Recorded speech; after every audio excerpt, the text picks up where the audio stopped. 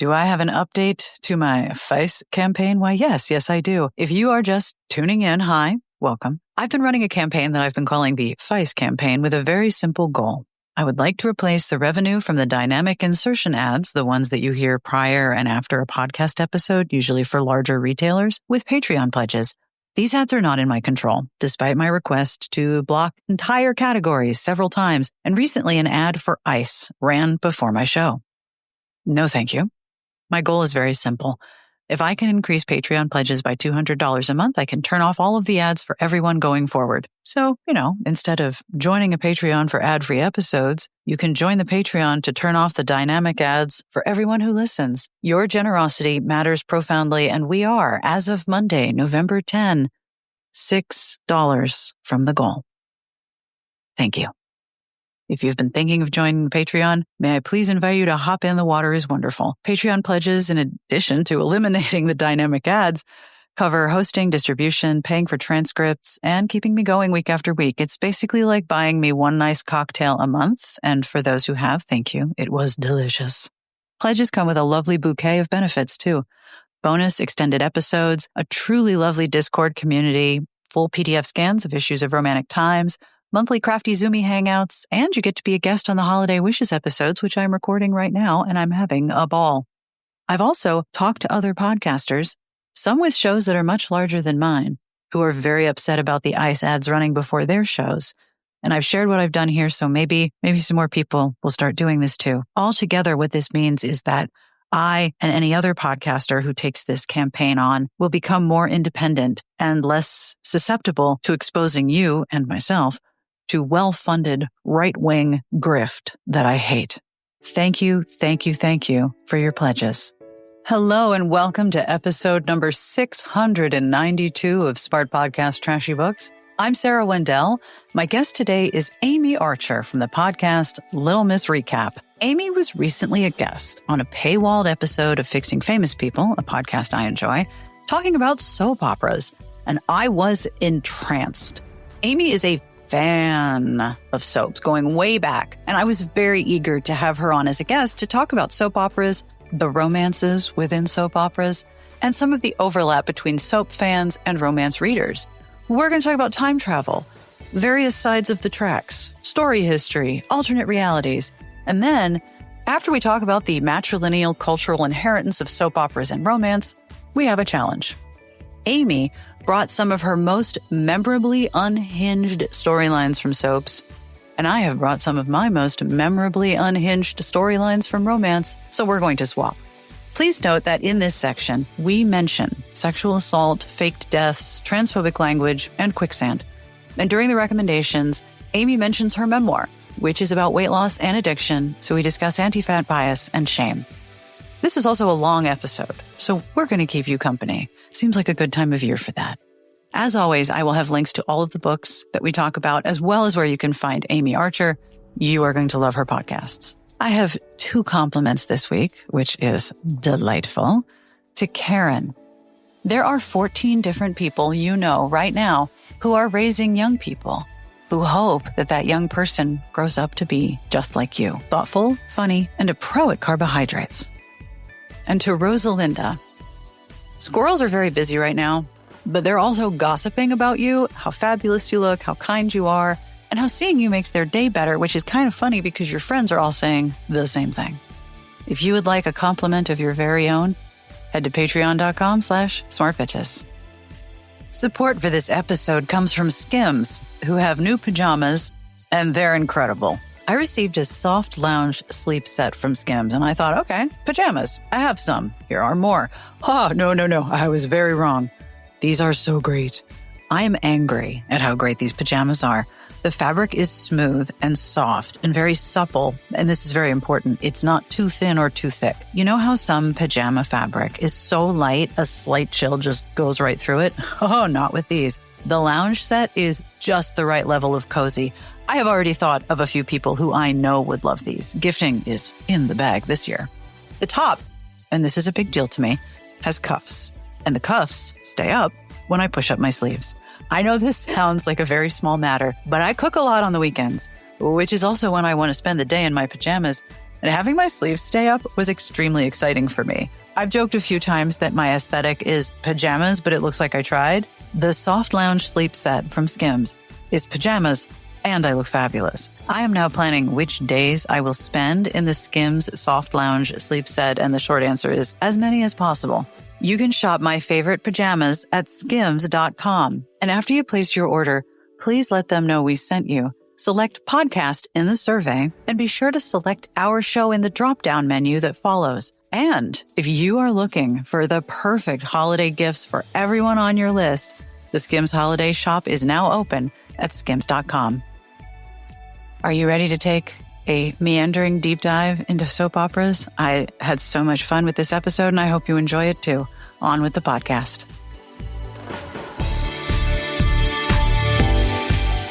My name is Amye Archer. I have a podcast. I have two podcasts. One is called Little Miss Recap, and that is where we do recaps of reality television. We do Sister Wives. We do 90 Day Fiancé. We do a lot of documentaries. And then I have a second podcast called Murder, She Watched, where we cover true crime documentaries and longer length docuseries. Like we're doing The Staircase right now and stuff like that. Yeah. That's very cool. Now, I wanted to have you on, as we were discussing, because of the bonus episode you did with Fixing Famous People, all about soap operas, which this is a topic I've had on my list to talk about for a very long time. And I'm very excited because your knowledge about this is deep, nuanced, and thorough.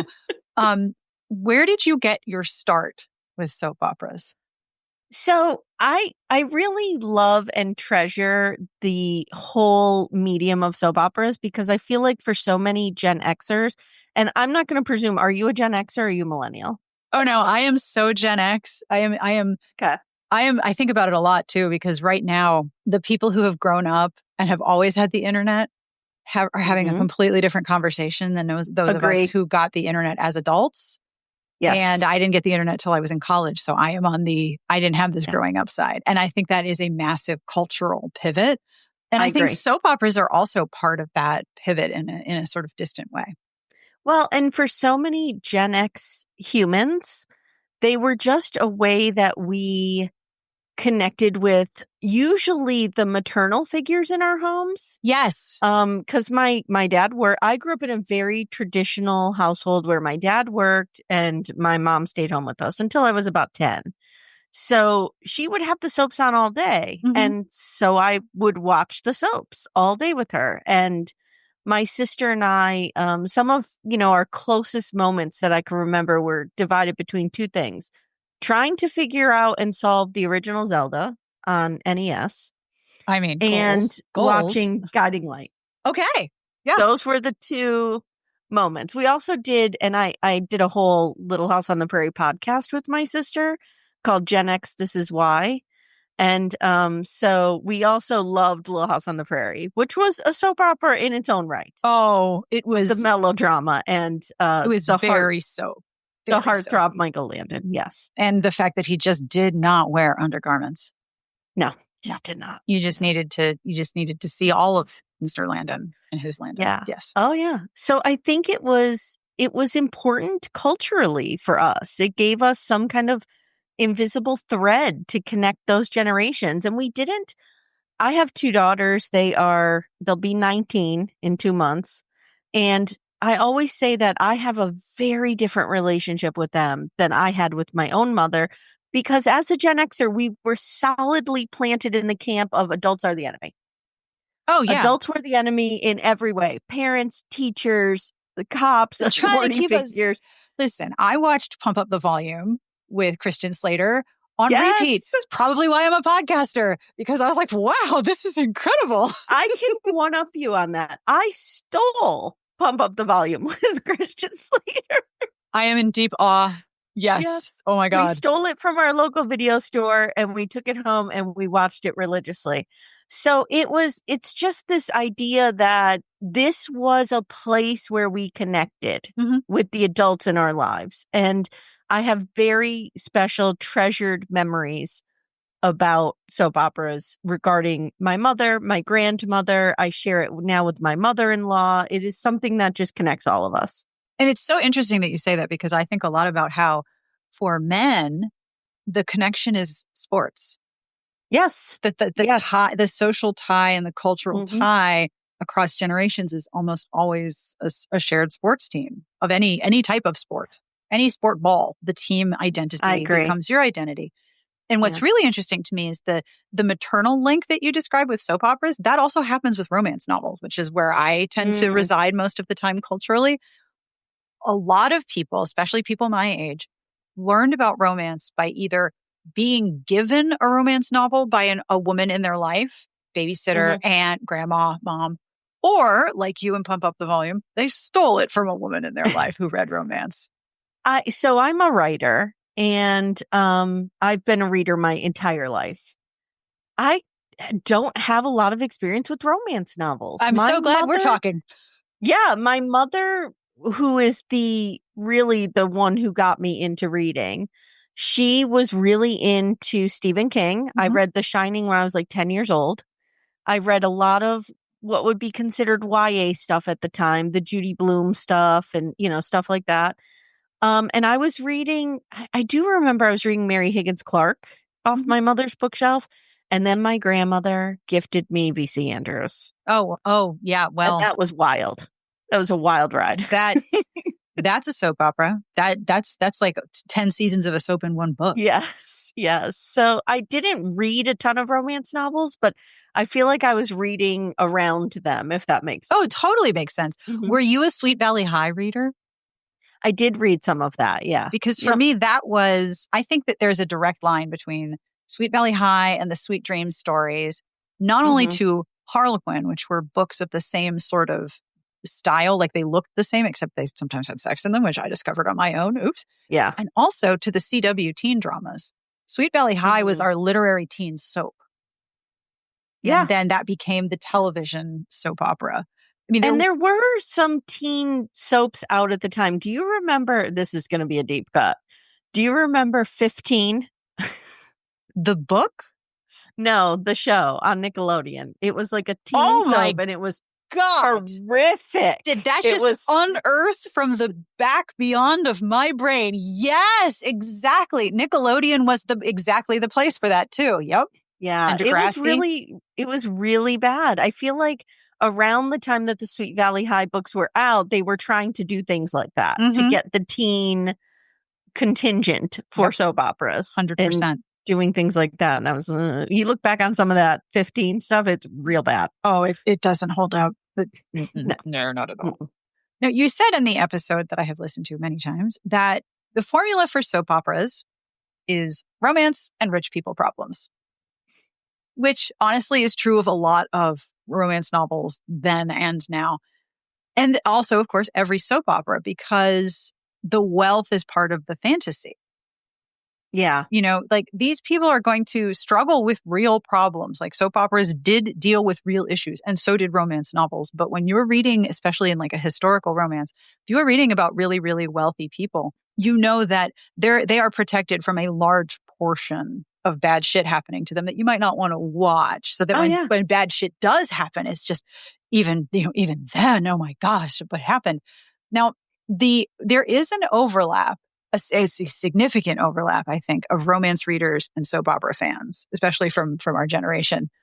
Yeah. I personally never got into them because I always felt like I would be invested in this couple, and then they would get a big marriage, big wedding. The wedding episodes were always very opulent, and then something would happen and they wouldn't be happy anymore. And I'm like, well, why am I invested in these people? Many things would happen. Right.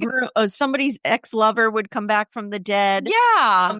They turned out to be brother and sister at the altar. There were a lot of things that could have gone wrong. They were secretly twins, like all of this. I was like, well, why am I invested in these people if it's just going to go wrong? But again, rich people problems in romance are never ending. So what were your favorite soaps, and what were the essential storylines of those soaps?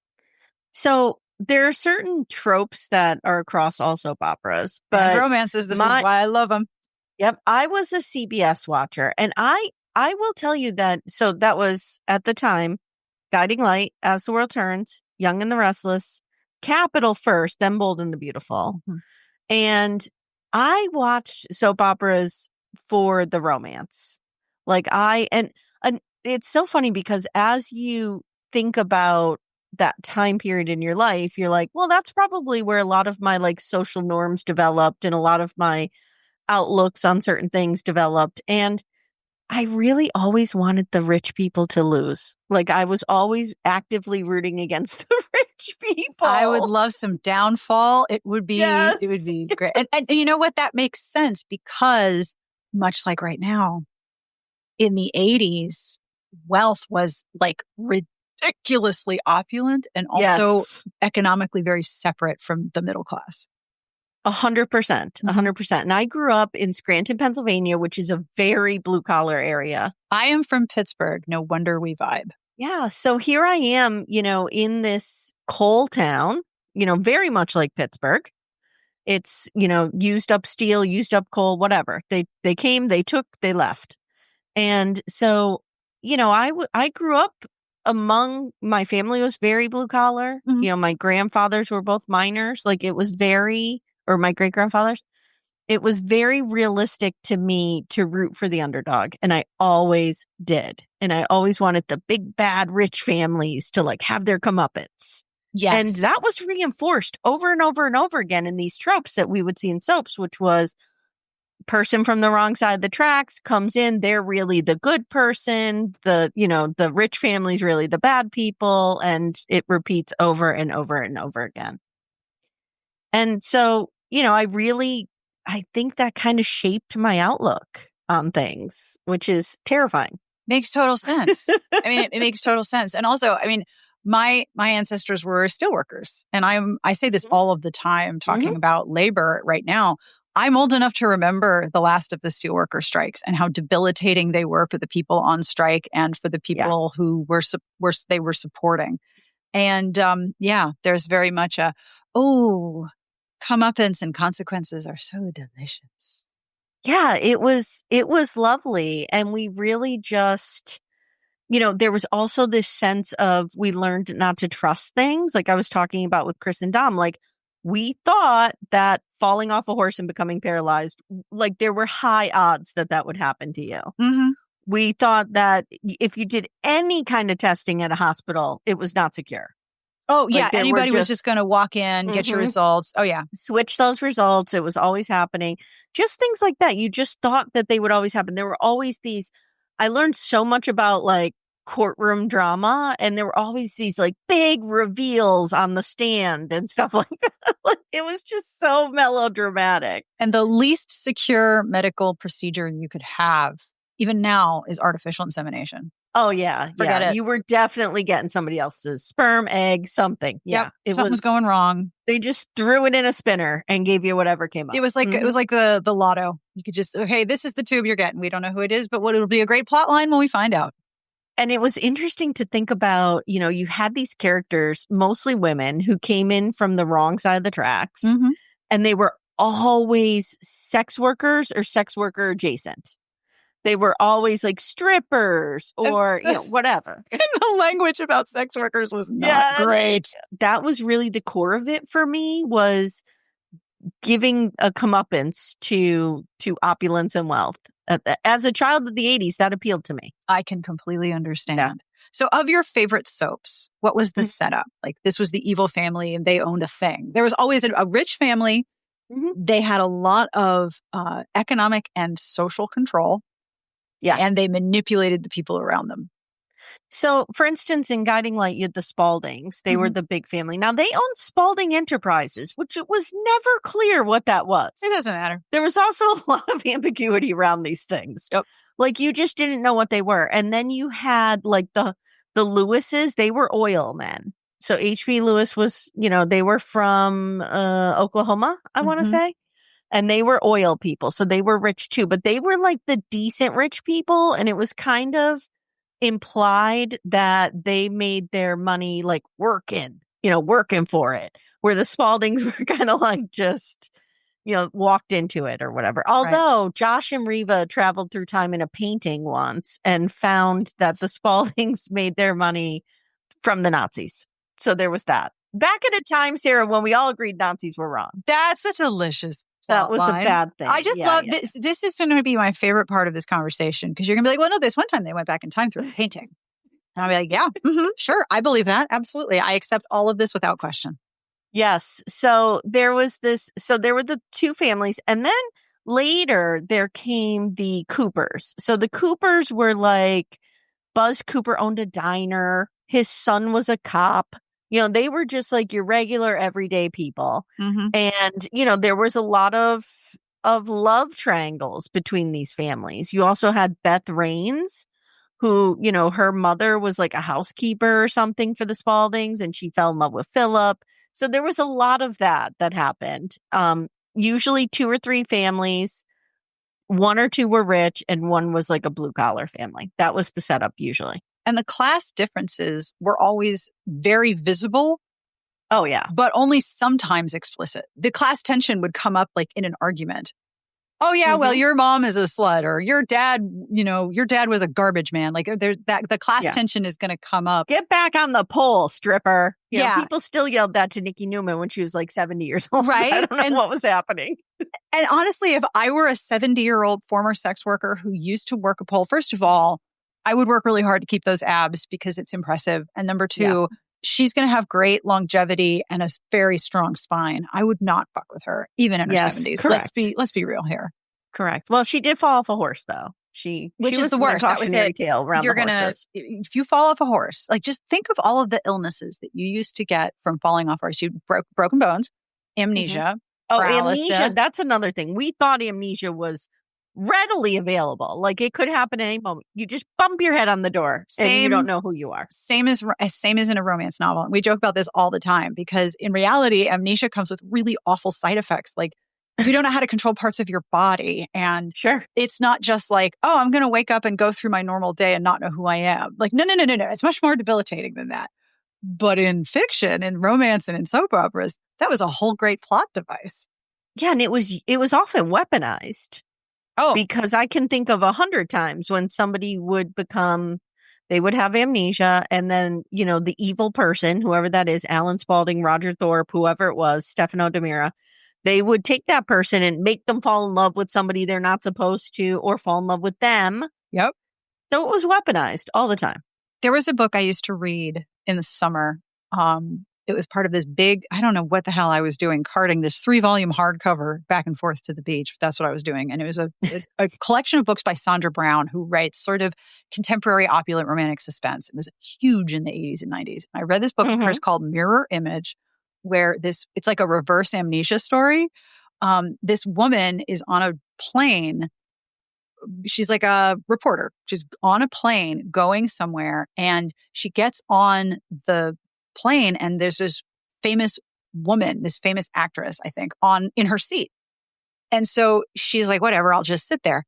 And at some point during the flight, the famous person like grabs the heroine's necklace and is holding it and looking at it, like just like rips it off her neck and is holding it. And that's when the plane goes down. And they both resemble each other. The book is called Mirror Image.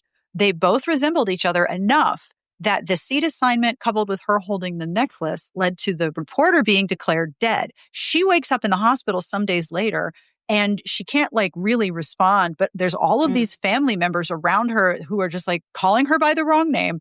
And then she's like, I got to tell these people that I'm not, she's dead and I'm not. Then someone comes in and threatens her life. And she's like, oh boy. So she pretends to be this person for most of the book. And I was like, this is enthralling. This could be on a soap opera. I feel like you just described Titanic, too. Exactly, right? We're still using these plot devices. Mistaken identity, amnesia, switched at birth. I want to ask you about something that you mentioned in passing in this episode. You had a newsletter on AOL about soap operas. Please tell me anything about this. This is like early blogging, and I love it so much. Yeah, when I went to college, it was 1997, it would have been. 97, 98, somewhere around there.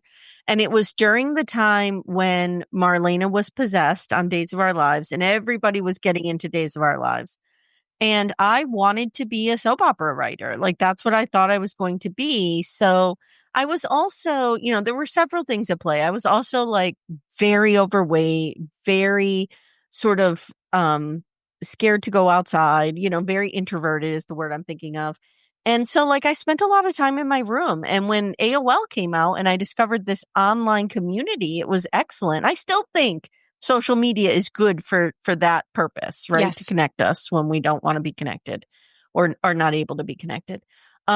So I started the Demira Times, and I have like, I want to say 2,000 or 3,000 subscribers.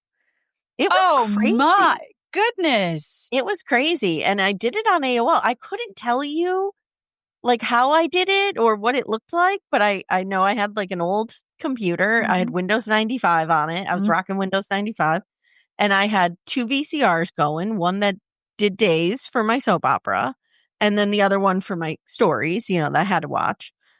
So yeah, and it was great. And I did, like, I remember, it's funny because when I started Little Miss Recap, my podcast, I didn't realize that I was funny. And now I'm starting to lean into, I might be funny. No, you're funny. And I never thought that before. No one has ever told me that. You know what I mean? So I was like, am I a little bit funny? But when I look back at Days of Our Lives, the Demira Times, the newsletter, I was doing comedy skits in that. Like I would take a scene, I would rewrite of the day. I did this daily, by the way. Yep. This newsletter went out daily. Love it. So I would take like that day's, like a scene from it and rewrite it in a funny way. And people really liked it. And I think that's one of the first times I thought, could I be funny? It was rewarding. It was amazing. And what I loved so much about it was connecting with people, Yes. which is what you get as a podcaster now. In some ways, Sarah, I'm like, I've been training for podcasting my whole life. Oh, roger that. I was obsessed with the idea of having my own radio show. I thought pirate radio stations are the coolest thing. Yes. And it's not just pump up the volume. Like I thought radio was the coolest thing ever. Yeah. Which is funny because I also think that there is a dividing line between when you had social media that was text-based and if you signed onto social media that was visual-based. Those are two very different forms of social media. I actually think the visual-based social media has a lot of detrimental problems with it that we're still grappling with. And I don't think text-based social media was a walk in the park either, but that's definitely my preference. Yeah, I agree with that. And I agree with you about figuring out that you're funny by writing online. I always thought that my brain was this weird place where only I was amused by the things that my brain would come up with. And it turns out that's not true. And I co-founded Smart Bitches Trashy Books 20 years ago. So my job is a 20-year-old blog plus a podcast, which is a very old technology.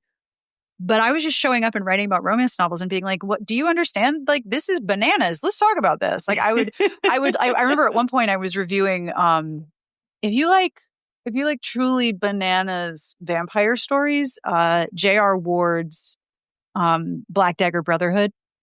Some very problematic concepts involving race and culture, but deeply addictive. And there's always that, but also very silly. And at one point I imagined, imagine there's an adaptation of Black Dagger Brotherhood. And this is the conversation happening in the break room with the actors who are critiquing the role that they have to play in this installment. That was years ago. Now there's a company that's adapting these romance novels into film.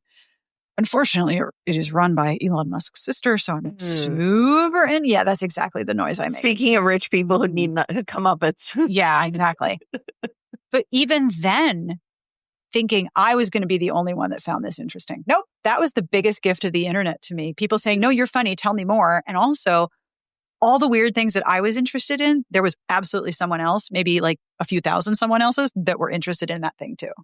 Yeah, it's amazing, right? I remember I wrote an article for Scary Mommy a couple of years ago, like when we started Gen X, This Is Why. And it was basically about how Paul Ingalls ruined men for me. Because I thought that they should be able to farm a full entire, 10 acres every day. By themselves. And lie in bed and read poetry at night. Yep. And play the fiddle and be super respectful of women and be real hot in all ways. And men like that don't really exist. No. I mean, they do. They're out there. But it's hard to find. And I think that it ruined a generation of women. And men, maybe. Imagine the think pieces about portrayals of masculinity if Little House was a hit right now. Well, they're trying to reboot it, Sarah. I'm not on board with this. No, I just let it be. Let it be. This is the big downfall of having our generation in executive positions. People keep wanting to reboot things. No. Just leave them be. We don't need more Care Bears. It's fine. No. It's okay. No. We don't need that. Let it go. Let it go. I also remember the sort of, when you were talking about Marlena being possessed. So my freshman year, during the height of Marlena is Possessed, and I went to an all-women's college in South Carolina, and every afternoon there would be dead silence in the halls watching Days. And then you'd hear everyone give this collective gasp or scream or whatever. You would hear this noise come and go, but it was everybody in their own dorm rooms or in a group in one dorm room. Yeah. The only time I remember that scream even louder was when Marsha Cross took her wig off on Melrose and had that scar on the foot. Oh, Kimberly, The collective yell in my dorm was massive. And the idea that this was something that not only connected you to older women in your life, it was sort of a matrilineal cultural inheritance, but it was also something that you had to keep up with it. And the best way to do it was to watch it while it was on. And you needed to keep up with it every day. So you would find people who were doing it. And that would become a lot of your social circle. There were all of these elements of connection between people that were based on, we watch this thing every day from, 2 to 3, 3 to 4. And you have to keep up with it. You can't skip a week. I mean, actually you can. The brilliant thing about soap operas that I have so much respect for is that they are written in a way that you can enter at any time. You could skip years. There's been times I've skipped a year and have caught up. What is that show? Portlandia? Have you watched Portlandia? Yes. So I only saw a couple episodes of it when it first came out, but in the opening season, like one of the episodes, they're at a dinner party and they're all talking about, it's the birth of binging, right? And they're all talking about Battlestar Galactica. And they're like, what season are you on? What season are you on? It was very similar. It was this cultural phenomenon that we all talked about, but you had your camps, you had your NBC, your ABC, and your CBS. Yep. And sometimes you could cross those barriers, but a lot of times you couldn't. And there was this cultural conversation around it. It was really interesting. So I will tell you that I read an article not too long ago about the death of the soap opera. And something that they talked about was the OJ trial. And I very distinctly remember I was dating my first husband when OJ was on trial. And his mother was a big soap opera watcher. And I remember her not watching the soaps. She was watching OJ. And I was like, oh, there might be something to that. Oh. Because it was kind of around the same time that it started to decline. You're totally right, because the OJ trial was also during my freshman or sophomore year, one of the two. I remember being in the dining hall when the verdict was announced. Yep. Could you send me this article? I would be fascinated by this. Yeah. You also mentioned that you took a class on the history of the soap opera. I did at Penn State, Wish I had that class. Oh, it was so great. It was so great. Loved it. Because it's not just the stories and the fact that some of them have been on since the 60s, and the fact that everyone has everyone of our generation, if they had a TV, probably has a passing familiarity with something about a soap.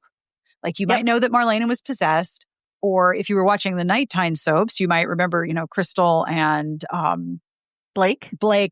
Oh, Alexis, Crystal thank you. Alexis fighting. Crystal and Alexis fighting and falling into a pool, which you can't do anymore because everybody's got a cell phone. You might remember John Black and everyone okay, he looks exactly the same. How do you not know that this is another? How everyone in the show is collectively deluded? Or if you're me, you remember the L-shaped sheet that they would all wear, where the guy and the girl had just finished going to Bone Town and they're lying in their bed in their post-coital haze, and she has the sheet tucked up under her arms to cover her breast, but he's right next to her, and that same sheet is down on his hip. So everyone had an L-shaped sheet for some reason I do not understand. But on top of that, there was a whole media system, a publishing system, an economy. Oh, yeah. There were product placements. There were products that were specifically associated with soap operas. Like, it was a whole economy. I mean, that is the genesis of the soap opera, is to sell goods to women. Yep. So that was the very impetus for the whole medium. Yeah. And they're the original SpawnCon. Yes. There were product placement. There was, it was just so robust. And like I was talking about, I wanted to be a soap opera writer. and I was offered an internship with Soap Opera Weekly. Incredible. And of course, Gen X, we didn't get paid internships. What are they? We didn't even know what that was. So I remember saying to my parents, like, can you guys pay for me to live in New York City? And they were like, no. And it wasn't, you couldn't do those jobs remotely at the time. You had to go there. So I couldn't do it. And I often think like what my life would have been like if I had made that big, like what, $28,000 a year. Oh at that my time. God. You would have been. Soap Opera Press. Yeah. I remember in high school, I took the ASVAB, which was the Armed Services Vocational Aptitude Battery Test. And I only took it because I wanted to get out of the class that it was during, and it was an excused absence, and I hated that class. So I took it. And I was not interested in a military career. My parents were very firmly on the, no, you're going to go to college track, which at the time was still a question. Like, not everybody I graduated with went to college, and that was completely normal. The Coast Guard wanted me real bad because I was very good at pattern recognition, and I had just been a student studying in Spain, so I spoke Spanish. And the Coast Guard was sending me all these offers, and they're like, we're going to pay you $2,200 a month. And that was like, $2,200 a month. I'm going to be so rich if I join the Coast Guard. Mom and Dad look at this and they're like, no. I'm like, but that's so much money. And I'm like, yes, so much money. Because I'm 16. It's like 1991. Like, that's why it's so much money. Yeah. But you also talked about how you used to work in television. You worked at a television station. And you had knowledge about the ad rates that soap operas would command because it's a dedicated demographic. You've got these people for this hour, possibly more. It's most likely women. And even though no one likes to talk about it, women are the major purchasing driver in most multi-people households. Oh, yeah. Like we make a lot of the purchasing decisions. Yeah. And there were certain breaks that were just more valuable. So I remember the 12:28 break. I'm getting into the weeds here. No, this is fascinating. Give me all of your weed. It was the beginning of The Young and the Restless. Like it was coming out of local news, going into Young and the Restless. That was a really good break, probably $150, $200 a spot. Again, this was early aughts. I worked there from 99 to 2006. And big changes in media during that time too. Oh, huge. Don't get me even started on the political things, the political window. And so then, going as you got further in, the rates dropped. So it was like, even then you were starting to lose value in these soap operas. And then Guiding Light, I'll never forget Guiding Light. They did everything to try to save that show because that's one of the oldest running soap operas. And they took it from 3:00 in the afternoon and put it at like 10 a.m. Man, was my grandmother upset about that. She was really upset. Soap operas are an afternoon consumption. I know. This is like when you have a sitcom that's on its way out and you know that they're flirting with canceling it because they put it on like Friday or Saturday night. Yeah. Or Sunday afternoon. Like, yeah, you're dead. I think the thought process was Price is Right was such a juggernaut of ad revenue at the time. Yeah. I think they thought it would be a good lead in to that. But because that was at 10 and Price is Right was at 11. Yeah, I used to get hungry the minute I would hear the Price is Right theme because if I was homesick, I was watching Price grilled is cheese Right. Or some chicken noodle soup. I was hungry during Price is Right. And now to this day, if I hear the theme of the Price is Right, I start thinking about like cup of noodles or Campbell's soup. Like a Pavlov's dog response? I still get hungry the minute I hear that theme song. I can remember some of the commercials during soap operas. There's a lot of Palmolive, a lot of that one toothpaste that was like red and blue out of the tube. Was it AIM? Aquafresh? Aquafresh. Thank you. Yep. Yeah. Yeah. Oh, was it AIM? I don't know. Could have been either one. Either one. I don't even know if they exist anymore.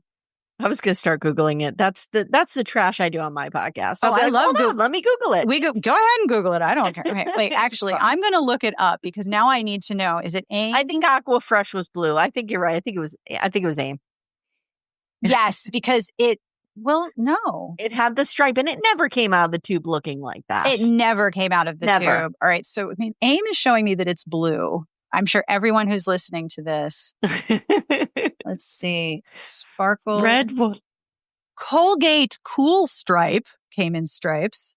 No, that's not what That's it is. not it is. How did the stripes get into striped toothpaste? There's lots of articles about how it was made, but not exactly which one it was. Someone will correct me or someone will comment and tell me which one was it that had the red and the blue stripes on the white toothpaste. I know someone knows and they will help me. Yeah. Someone knows and someone will help us. Yes. Thank you. So one of the other aspects that I think is important to talk about, and romance is experiencing the same shift in that the things that were popular for a very long time are now no longer popular. Historical romance is in a deep coma right now. Like, all the bodice rippers and the older books. Number one, mass market paperback is dead. No one's printing it. No one's stocking it. No one's transporting it. No one's selling it. And the audience for historical romance doesn't want historical romance anymore. They've moved into fantasy.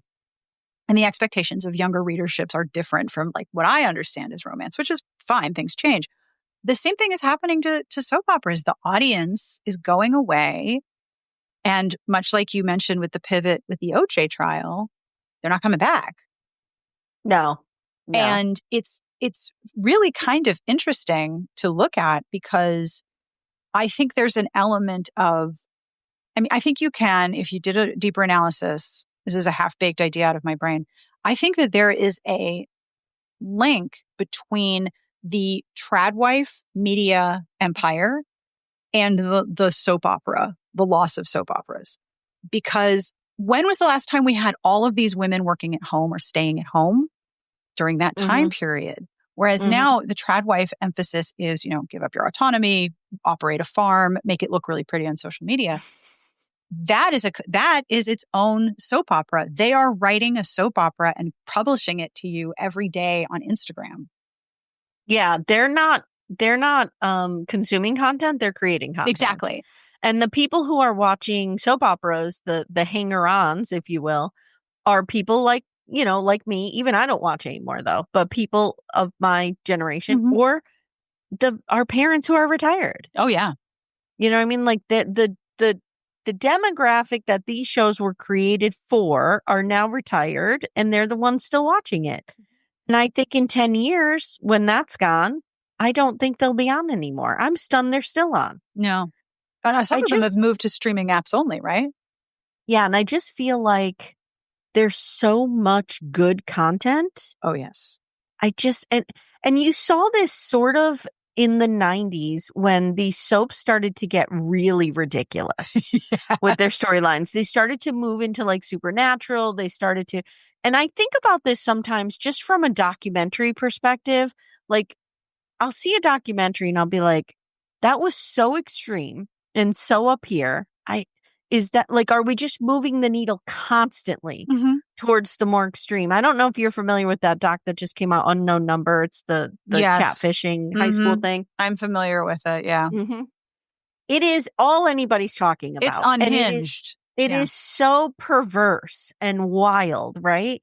That I'm like, and we covered it. It did really well on my show. And I'm like, I don't know if we're going to reach that again because it was so extreme. Think about early pandemic days. We had Tiger King. Yep. That was a cultural moment, right? We were all watching Tiger King.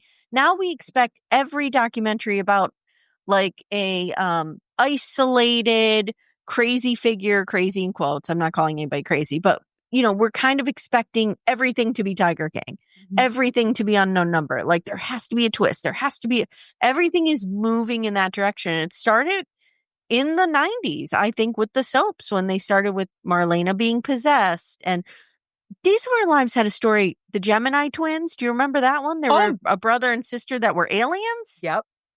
Oh, yes. Guiding Light was really putting Reva through it. They were cloning her. They made her Amish. She was time traveling through paintings. Stefano had an entire, I'll save it because this is one of my top 5, but it was just ridiculous and pushing the envelope. And it's like, that's not what soap operas were for. No. Soap operas were for the grand romance and the classism and, like those classic tropes of like the girl wins the boy from the other side of the tracks or this, whatever. They weren't very inclusive at the time, I might add. But yeah, when I was watching, there was always 2 characters of color. They were always ending up together. Oh, yes. There you go. And there were no queer people. Oh, no. No. So we needed to progress in that way. Mm-hmm. But I think they just started throwing anything at the wall. And it's this idea as a culture that we just want the more extreme.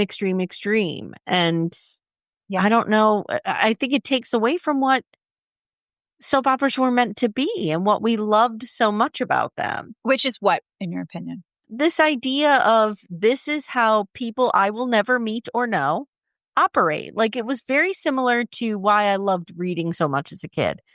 I was a poor kid. I mean, I was lower middle class. I wasn't poor, but I was definitely lower middle class. I was not well traveled, and books provided a way for me to see and know the world and to learn about people. And I was always really fascinated learning about people and how they operate. And I was never going to meet a family like the Spaldings. Do you know what I mean? So like, I was kind of getting a peek into a world that I would never have seen otherwise. Yes. Nowhere in that world was there going to be a brother and sister who were aliens. I definitely did not have alien brother and sister in my high school, for sure. Right. So like, it started to get fantastical, which is great if you're into fantasy, but they took a genre that was not based on fantasy and they started to try to turn it into it. Mm-hmm. And there's also the continuity of it. Yeah. It was as familiar as your own family. And yes, let's be honest, every family has drama. Like, among my favorite threads are when someone is on Reddit, like asking, all right, what's the latest drama from your next door? What's the big family drama that you're dealing with right now? Like, every family has drama. And one of my favorite tropes in romance, and also my favorite things to look at in pulp culture, like this is what I could talk about this for hours, is the distance between someone's public persona and the actual mess that they really are. And so soap operas were about this beautiful glitz and glamour and this projection of an image where actually behind the scenes, like in your living room, you're a hot mess and everyone is a hot mess. My other theory in terms of pop culture, because I love thinking about this, is that when you have a celebrity whose public persona is so far from their actual person, like they have the public persona of being super great and lovely, and then behind the scenes you find out that they're really awful. The farther those two get, there is an elasticity, and at some point it will snap back, and the length of the distance is what determines the impact of that snapping back and what makes it such a big story. Yeah. And soap operas played with that constantly. Because, you're pretending to be this, but in reality, you're this. And the longer the deception goes, or the longer the mystery goes, like 1 or 2 seasons, has that guy found out that other guy slept with his wife? No, not yet. Okay, moving on. That distance made the impact of those dramatic moments so much more impressive to the audience, especially if you had the fluency and the continuity of how big this is. Yeah, and often they didn't let that elasticity get very long. No. Like, they didn't let that time span. Soap operas were known for a whole story arc would be a summer. Yes. That would be it. The plot moved in half inches every day. Yes, and some of the bigger stories that I have down as some of my favorites were these ones where they took time and they gave us a whole year. Of it. And that was really fascinating to me because normally it was, this one's having this secret baby and it's found out within, either May sweeps or November sweeps. That's when they were going to find out. Oh, there used to be periods of time in the calendar year when all the wild shit would happen on all the shows. Yep. And then traditionally summer would be when the younger soap opera stars would kind of take over. You would have your teen storylines, your like Sammy and Austin and Carrie on Days of Our Lives, like all that stuff, and Philip and Beth when they were young. That would all play out in the summer because they thought teenagers were home watching soap operas, and we were. I mean, yes. So it worked. We weren't allowed to go anywhere and we couldn't get anywhere, then yes, that is where we were. I also remember how there were some shows that were started in the summer because the network didn't really think anything was going to happen with them. There's a recap podcast of Northern Exposure called Northern Disclosure with Rob Morrow and Janine Turner. Yeah. The part that's so fascinating to me is that they were a summer replacement show. They were given a very small budget and told to make like 8 episodes of this, story, fish out of water story in Alaska, except it wasn't Alaska. It was, I think, Washington State. And the summer replacement was what made the show so quirky because they could get away with so much. Yeah. It was just the summer. And the same thing with soaps. You could get away with all kinds of stuff in the summer because that was a separate storyline because it wasn't sweeps. It was people are on vacation and they're going to miss 2 weeks of this show. And they were trying to be, this is where you saw the birth of that, like trying to be extreme, trying to rope in that younger audience. And in some ways, I think it worked. And I don't know. I think once we got the internet, once we start to leave our bubbles, everything changed. No teenager was sitting home watching soap operas. Nope. When like YouTube came out, right? No. God, it just wasn't happening. And now YouTube is people's Google. If they want to learn about something, they search for it on ChatGPT or Google or on YouTube. It's weird. Yeah. All right. I have asked you to bring 3 to 5 of your truly memorable, absolutely banana pants soap opera storylines that you love thinking about. I have brought some of my absolute most banana crackers, old school romance plots. And I asked my Patreon community, okay, here's what the interview is. Here's what we're doing.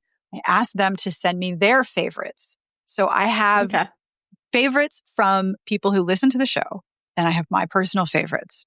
But please tell me one of your most memorable, completely unhinged plot lines. So I think for me, one of the top is when Stefano DiMera on Days of Our Lives was murdering people. Well, we had the Salem stalker was murdering people. We didn't know who it was. And they were killing off beloved characters. And they used very creative methods to kill these people. Like a tiger killed somebody. As you do. Ann Horton choked on her donut. Like things like that. Like they were killing people in these. And you were like, oh my God. Like, is Deirdre Hall leaving Days? Is Drake leaving Days? Like, you didn't know what was happening. And then it turned out that it was a secret island that Stefano had created where there was like a second dimension or something.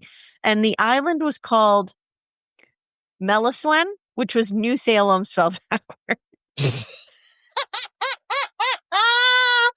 Oh, whoever came up with that was like, oh, I nailed it.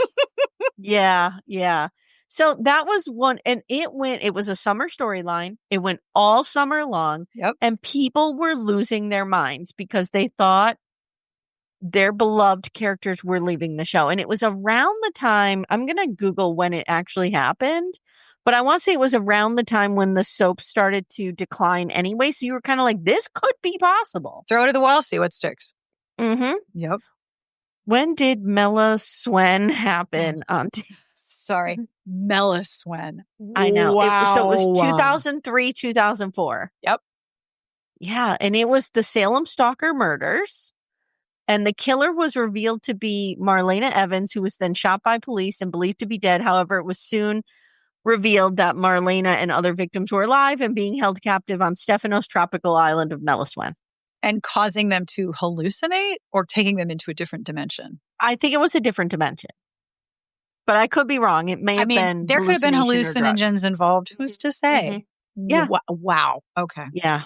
All right. So I bring to you in return as a gift the plot of one of my favorite problematic old school romances, Silver Angel by Joanna Lindsay. People who listen to the show know how much I love talking about this book. Okay. So I need to see the cover. What is it yes. Called? Okay. Hang on. Oh, okay. Are you seeing the one with the guy leaning over the woman with the big spill of white hair? That's the original cover. Yes, I see it. Yep. I see it. Wow. It's okay. Romance covers have gone through so many cover trends. Like we keep trying to change the trends of what they look like. The clinch is long gone. People are not spending that much money on covers. They used to be like oil paintings. They weren't digitally made. So Silver Angel, on the bed there with all the hair, that's Chantal. And, she is kidnapped and sold into white slavery, which is a thing that happens a lot back then. Wow. And brought into the harem of Jamil, the King of Arabia. The King of Arabia is, of course, super hot and has piercing emerald eyes because it's a requirement. And she is really not happy about any of these things that are happening. But it turns out that the king had to go into hiding because someone wants to kill him. And the person who is posing as him is his twin brother, whose name is Derek. Derek is posing as Jamil. Wait a minute. See? Derek. Okay. He's named Derek. He's also a rich English dude. He might have had a title. I can't remember. Okay. So there are other courtesan favorites who are really upset that Jamil is not acting like Jamil. Like he has favorites that he calls to his chambers all the time. And all of a sudden he's just calling Chantal all the time. So all the other courtesans don't like her. At one point she is fully depilated except for her hair on her head by a bunch of eunuchs. It's very problematic depictions of many things. Meanwhile, Chantal is the favorite, but they're like, the thing about old school romances is because of where women's sexuality was culturally at the time. This is the 70s, the 80s, and the 90s.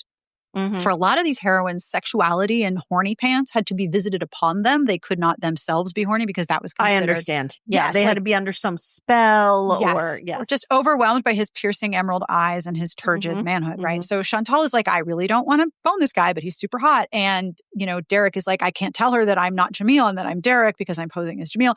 And they fall in love and eventually have lots and lots of sex, and then mayhem ensues. And then eventually they go back to England. It's the imposter. It's the imposter very brother. Much. Yep. Yeah. Okay. And a lot of twins switching places. And we're not even going to unpack how Derek, the rich English dude, is a twin to Jamil, the king of Arabia. Yeah. I don't know. How did that happen? Was Derek just kind of... Derek. Yeah. I think I'd rather spend some time with Derek, to be honest. Honestly, it sounds great. The pressure of just dating a king would be too much. Oh, way too much. Yeah. But that is also another terrible historical element of older romances, that the Middle East and Southeast Asia, there's this whole trope of uptight British lordly guys going that way to learn how to sex good and then coming back.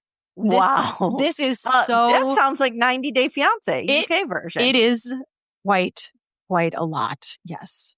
It's so interesting because reality TV is starting to mirror some of these tropes. And that's a whole other conversation. Yes, it really is. I actually put together some book recommendations for you, should you wish.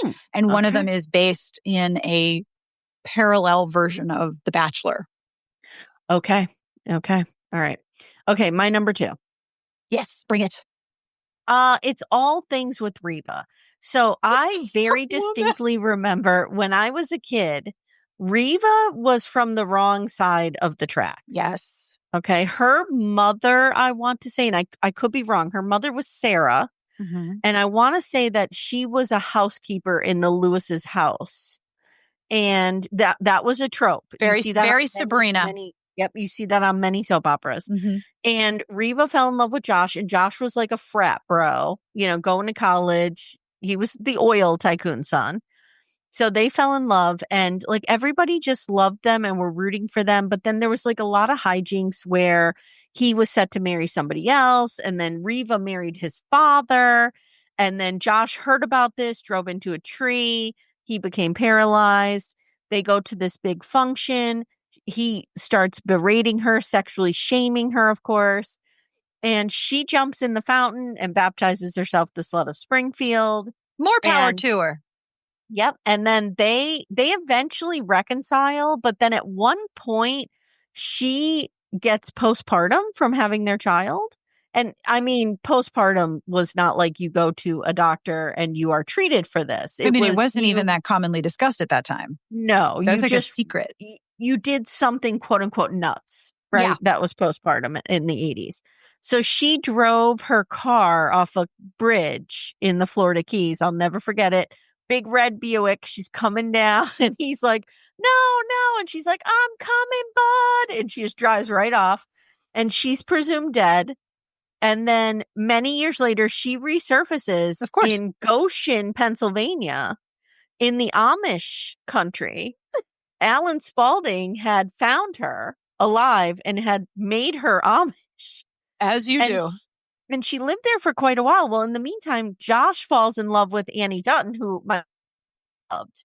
And they were like, finding love, and Josh was healing from losing Reva, and it was this whole thing. So Reva comes back, and then she's cloned. Like, they just did so much stuff to Reva.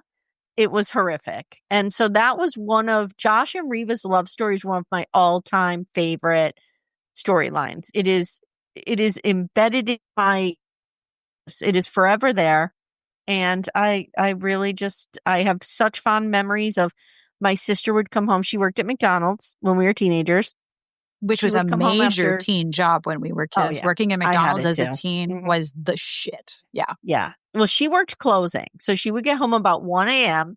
and we would watch that day's Guiding Light. We had it taped and we would sit and watch it together. And oh boy, what they put Reva through. The time travel, the cloning. The cloning was kind of wild now that I think about it. Again, a topic that was really not commonly discussed or even understood at that time. Like, we hadn't gotten to Dolly the sheep yet. This is before that. Well, her clone's name was Dolly. Of course it was. Yeah. I believe that wasn't that the inspiration for, no, it was Dolly Parton. I have to look up, where did the sheep get her name? And if you think about it, if you sort of pull back at like a 36,000 foot view of this, all of her storyline, a lot of it is about bodily autonomy and having control over her own body in one way or another. Reva had no control over her own body for a long time. It was somebody else's to deal with and decide. Because she also married Josh's brother, Billy. She was passed around. Oh, boy, yes. The Lewis men, and then also simultaneously slut-shamed for that. Of course. But also passed around like she was an object. Yes. And they were not at fault for any of this. No, of course not. And I remember that the wrong side of the tracks thing is one of the foundational elements of the Dallas storyline, because Pamela Ewing was originally a Barnes, who was the hated family of the Ewings. And now Bobby had married somebody from the family who was A, lower class, and B, that they hate. Yes. Yeah. Oh, my. All right, I bring you Bertrice Small, a particular Bertrice Small, but Bertrice Small was one of the original, they were called the Avon Ladies. They were part of Avon Publishing. It was her, Virginia Henley. I remember Avon Ladies. Yep. So she was one of the original Avon Ladies. She wrote truly incredible books that were sweeping periods of history with a lot of fucking, like, so much, like, we colloquially call them stooping through history books. Okay. One of my favorites is Blaise Wyndham. She ends up being a mistress to King Henry VIII and being around for a lot of the beheadings. And Bertrice was well into the Tudors. This is also a bit of a Tudor book. So this is Skye O'Malley. This is a series. Skye just keeps going and going and going. But this is the first one. I'm going to look this cover up too. Skye O'Malley, the original cover. Let me see. Okay, I see a lot of covers. Which one is the original? So I think the original one is the one where this woman that kind of looks like Jacqueline Smith has a center hair part brown. Is being kissed by somebody who looks like Christopher Reeves. Being kissed by Christopher Reeves in a velvet doublet against the back of some, And then you can see the other covers are just the title and author with a little tiny inset of that image. We went from like full on, arousal and intimacy to just a little tiny peek. So Christopher Reeve and Jacqueline Smith are in this book. It is the mid 1500s.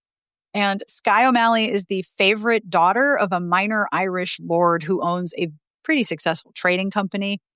And apparently is the only one of his daughters who is hot, and also he likes her the best. So Skye is dad's favorite. And then dad marries a younger woman who then had some sons because he needed someone to inherit. And obviously it couldn't be all these girls, for God's sake. It could not be a woman. No. That's silly. Of course not. Meanwhile, is Skye good at things? Yes. Does she later take over? Of course. So she has a bunch of sons, and then they arrange a marriage for Skye. The problem is Skye has horny pants for Niall, who is not from One Direction, and he's sort of the big shot in town, in their little village. The arranged marriage goes through, but before the wedding night, Niall demands the right to claim her virginity as the landowner of the area, which was a whole plot. Oh my God. Yeah, right? Okay. I don't even correctly know, I think it's droit de seigneur, but it was in Braveheart. Basically, the Lord can be like, I would like your virginity, not your husband. So the problem is they're super into each other. So Niall's like, no, I want the right to claim your virginity. And she's like, oh no, what will I do? They go to Pound Town all night long. This is the only time that Skye has sex but does not get pregnant, per the review on my site. So Sky's dad is like real pissed about Niall's, inserting himself in many ways. And shoves Sky in a convent to make sure she's not pregnant. And then after she's not pregnant, she leaves the convent and goes back to her husband, Dom, who is terrible. And as happens in many old school romances, sexually assaults her and rapes her a lot of the time. Meanwhile, Sky has a terrible sister-in-law. Dom's sister, Claire, is terrible to her. And it turns out that she has been banging her brother since forever. So Dom cheats on her regularly with his sister, Claire. Okay. Then Dom dies. Got some Game of Thrones stuff going on. Very Game of Thrones. So then Dom dies. Sky gets kidnapped by pirates at some point and is sent to Algiers. And she's with Niall on this ship because she's taken over her dad's business. Niall gets shot in the chest, and so she thinks he's dead. She ends up in Algiers with the whore master of Algiers. She is sold to him, but of course, her cinnabar cavern of love is so powerful that he also falls in love with her.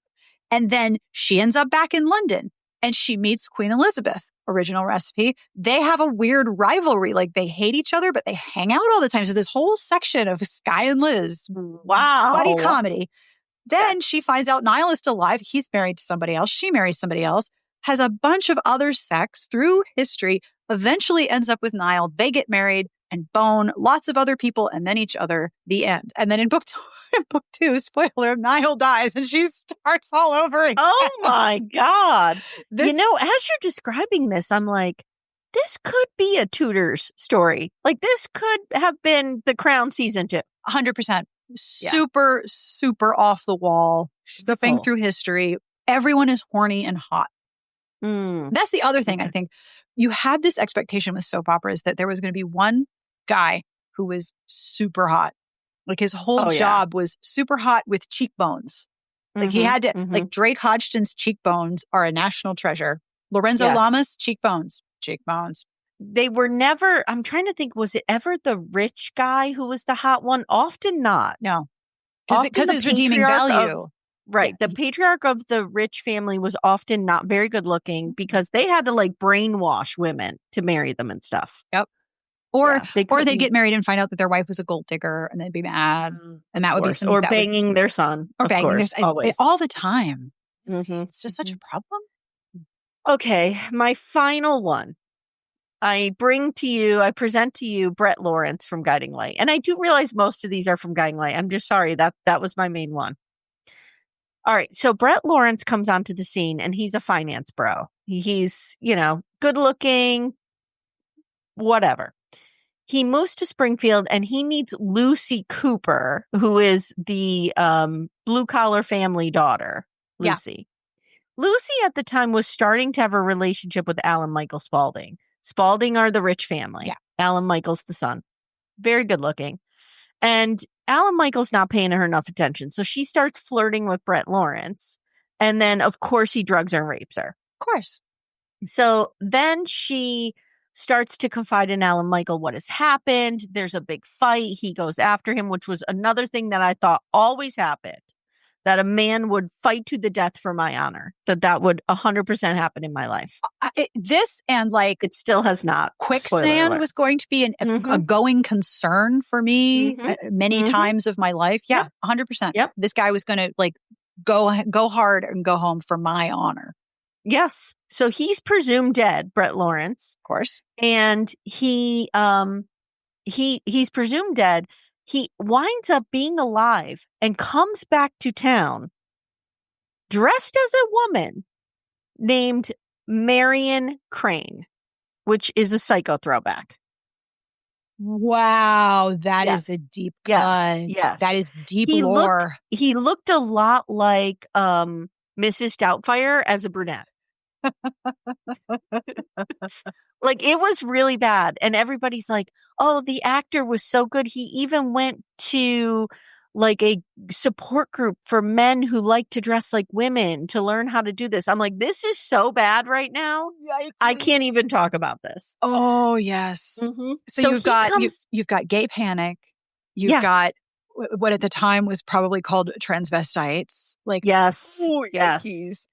And he as Marion Crane, and this played out for over a year. this storyline. If they're going to invest in all that costuming, they need to get a good use out of it, right? And he as Marion Crane, and like it was so creepy because you would see him go back to his apartment at night and like take off his wig and take off his stuff. It was very Norman Bates. Yeah.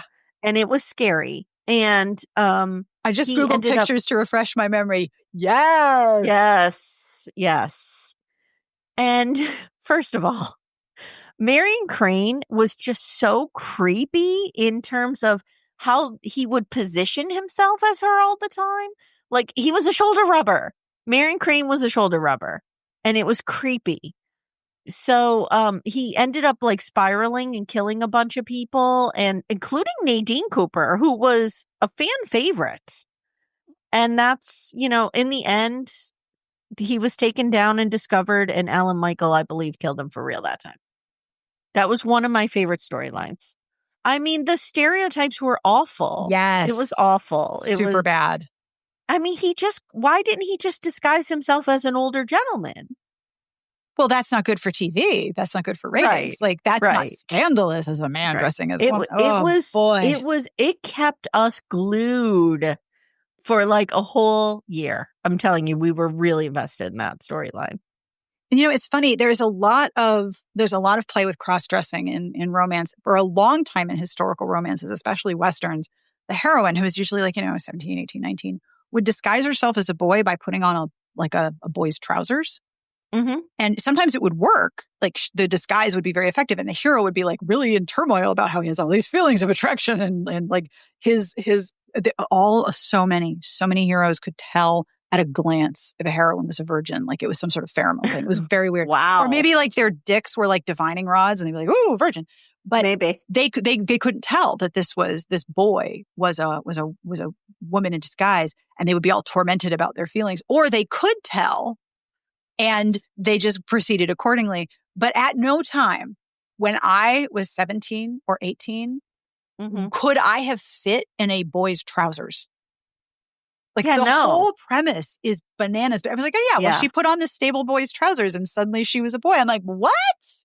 I know. Don't be silly. I know. So my last one is one of my all-time favorite series. Much like soap operas, romance has also enjoyed a period of time when it was just Looney Tunes. It was just zany. It was weird, and you just kind of went with it. And the queen for me is Sandra Hill. Sandra Hill wrote a series about immortal, vampire, Viking, angel, Navy SEALs. Say that again? They were called the Vavangels. They were immortal, vampire, Viking. They were called the Vavangels? Angel, Navy SEAls. Or Vangels, or I've seen it both. Is there a book cover for that? What would I Google for this cover? So for this one, you're going to want to Google The Angel Wore Fangs. I don't believe that this has been updated. This was very much in the dehydrated, emaciated, muscular men posing with all of their abs so well defined. They haven't had a drink of water in like 2 weeks. Yeah. Yeah. This guy's actually steaming. Like there's steam coming off of him. This guy could be in Vikings Valhalla tomorrow. Absolutely. Yeah. Little hair and everything. Okay. And you can sort of see the wings. But yes, they are all Viking, immortal, Viking, vampire, angel, Navy SEAls. The Navy SEAls part came into the series later, but they are all immortal vampire like there's Vikings. A couple redundancies here that are not needed. I mean, if go big or go home. If you're going to have them be vampires, why not also Vikings? Why not also immortal and also angels and then Navy SEAls? So this one was famous on Tumblr, and I love it deeply. It's called The Angel Wore Fangs. I cannot top the cover copy. I am just going to read the cover copy, and I am not making a single word of this up. Okay? Okay. Once guilty of the deadly sin of gluttony, 1,000-year-old Viking vampire angel Canute, C-N-U-T. I have never found out how to pronounce this. Okay, I'm going to stop you right there because the lead character in Vikings is Canute. Yep. So here we go. This was totally... They were reading this book. I believe that series stole it from here. Okay. Sandra Hill has better be calling her lawyer. So yes, Canute Sigurdsson is now a lean, mean vampire devil fighting machine. That's his last name too. What is going on here? Wait, hang on. This is Vikings, right? Yeah. the drama series. Yes. Vikings premiered in 2013. So let's assume that it was being written 2012, 2011, right? When did this book come out? Because I did not remember the last Vikings is historical fiction, though. So this came out in 2016. Maybe she stole it from the show. Or maybe King they were Canute, I think, was a real person. Well, if he was, he has a great side hustle in this book. Are you ready? Okay. So yes, go Canute, ahead. lean, mean, vampire, devil, fighting machine, 1,000-year-old immortal, Viking, vampire, angel, Navy SEAL. He has a new side hustle. Can you guess what his side hustle is? He's a new job, side job, in addition to hunting the vampire. Dog walker. No. Horse breeder. No. He's ridding the world of a threat called ISIS. No, stop. Oh, God. His new when side did this job. Come out again? 28. Oh God, I don't remember numbers very well. Okay. This came out in 2016. Okay. A time when romance was certainly a time. And this is part of the Deadly Angels series. This is book 6 in the Deadly Angels series. Sandra Hill also wrote Christmas in Transylvania, a Deadly Angels novella. If you'd like to read a Christmas version of this series. This is a full service series that has everything you need. Okay. So he's ridding the world of a threat called ISIS while keeping evil lucifers, which are the demon vampires, at bay. So when Chef Andrea Stewart, she's a chef, hires him to rescue her sister from a cult recruiting terrorists at a Montana dude ranch, Vangel turns cowboy. Yee-haw. No. No. So we've got... Look, I'm all about things turning cowboy, okay? I'm real into that romantic cowboy 100% cheesiness. 100%. Wow. Yep. Wow. I don't know what to say to this. It's my favorite to tell people about. So the too tempting mortal insists on accompanying him to this dude ranch. So we got a cult, we got terrorists, we got Viking vampire angels, and we're in Montana at a dude ranch. We got cowboys. Mm-hmm. She surprises Canute with her bravery at every turn. Bitch has knife skills. Why are you impressed? She can break down like large animals. What are you impressed by? She's got knives. Don't be impressed. But with terrorists stalking the ranch in demonoid form, Canute teletransports Andrea and himself out of danger, but accidentally into the 10th century Norselands. So they time travel. Wow. This is true. I mean, greenlit this book. I think Sandra Hill is just like, she sends in a proposal and everyone's like, absolutely, yes, let's do it.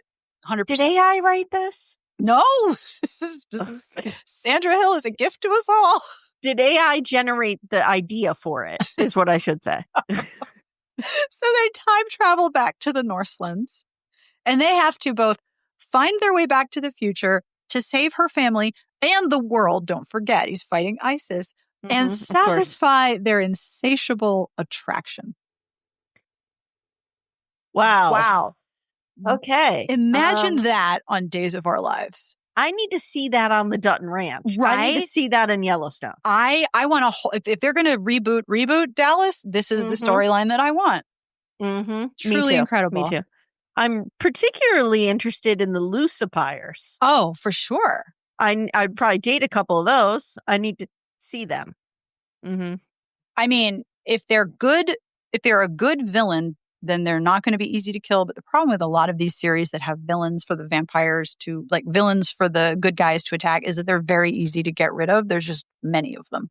So they're not even that impressive. I understand. Wow. This has been, we've gone toe to toe here. And but I do have one with that last one. Thank you. I do have one from Cara, who's in my Patreon. And I want to share this with you just because it's very soap opera. Wild Hearts by Virginia Henley, who's also another original Avon lady. This is Cara writing. Orphan Tabby Lamont is sold to an old man who wants her virginity to cure his syphilis. She gets kidnapped on her wedding night by Paris Cockburn, a Scottish lord. No. Cockburn. Yes, absolutely. Okay. I'm sure it's pronounced Coburn, but it's Cockburn. Sure. He's got a big family of siblings. All of them have different shades of red hair, and they're all named after cities. Much like celebrity children named Brooklyn or, Paris. Mm-hmm. A sheriff or somebody comes looking for Tabby, but Paris claims that Tabby is just yet another one of the sisters because she has red hair, and hey, look, her name is a city.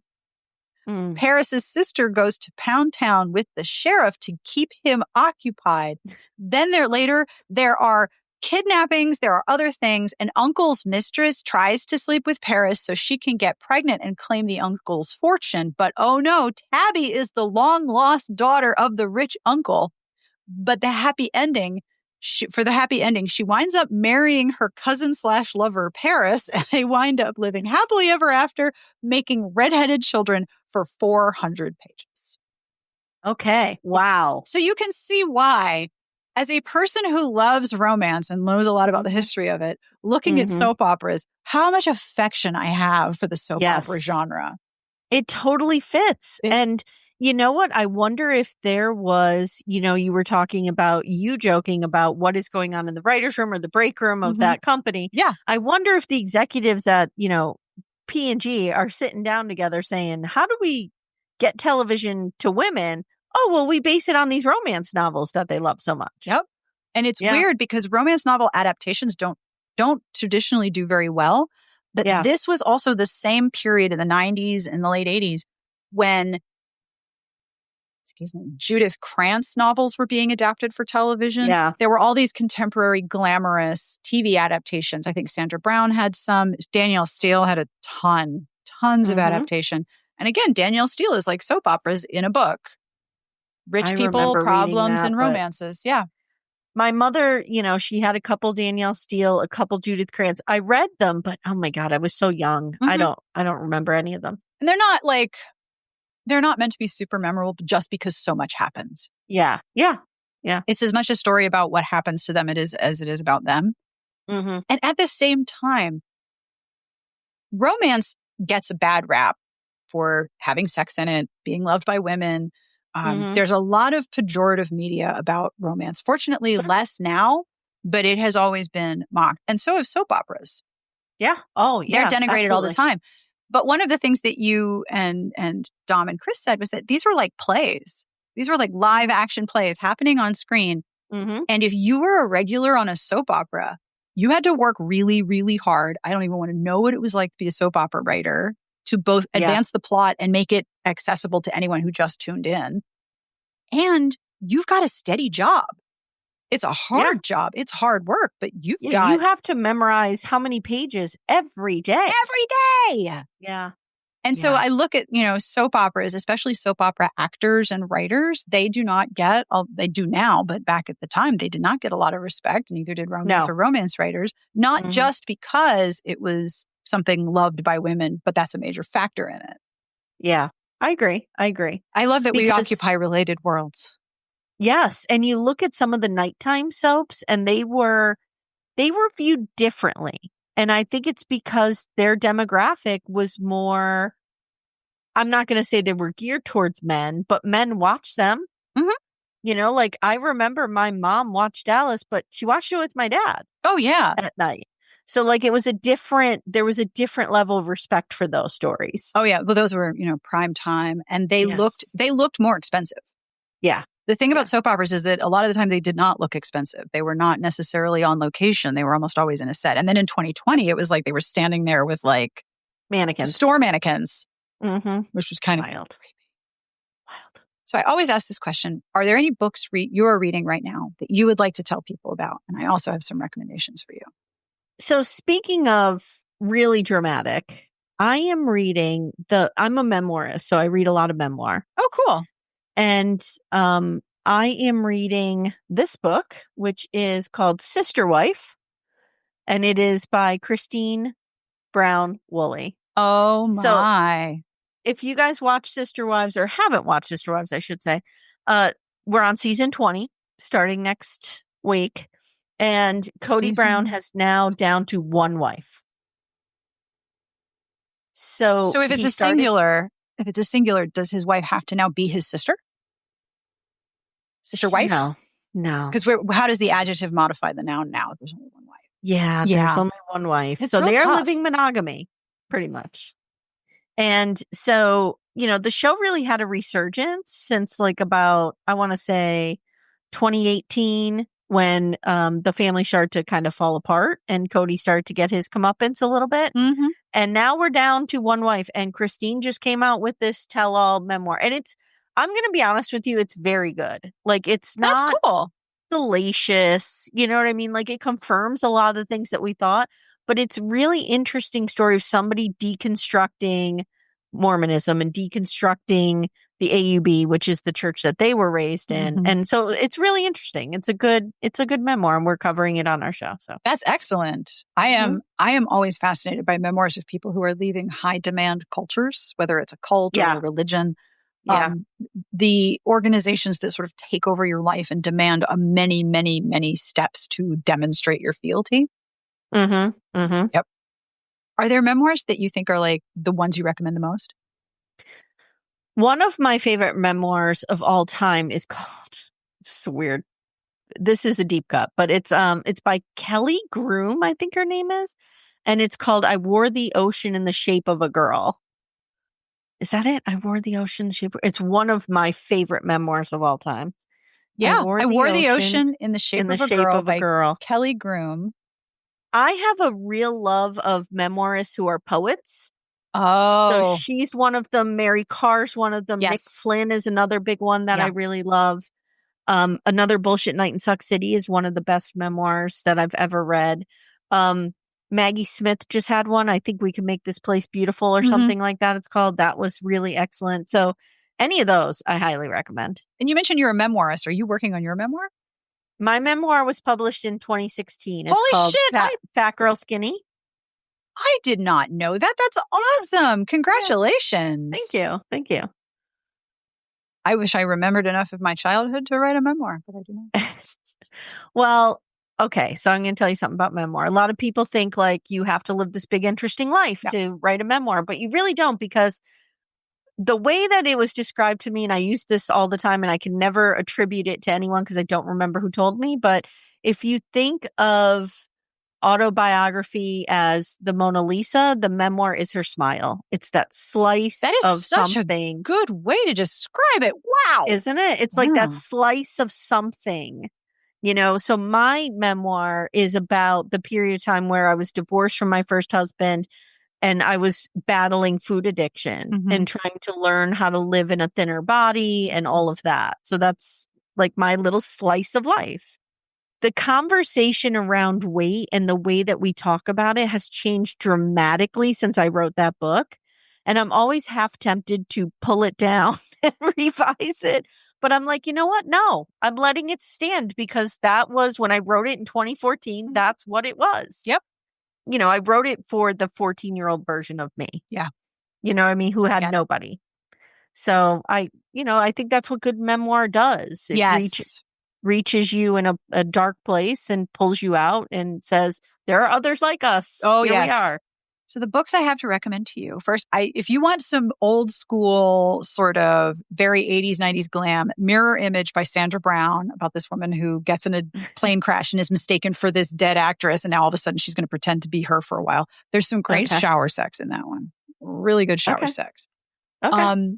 If you want a little bit older and very soapy, Judith McNaught, especially Paradise, which is about, I believe, a kid from the wrong side of the tracks, and then the heroine's family owns a department store. Do you remember department stores? I remember. And we just covered Mad Men on our show, and But I think if you are into reality TV, you might really, really like the Marry Me Juliet trilogy by Jodi McAllister. The first book is Here for the Right Reasons, and it is set on a clone of The Bachelorette called Marry Me Juliet, but it's both about the stars and the contestants, but also the producers and people behind the scenes.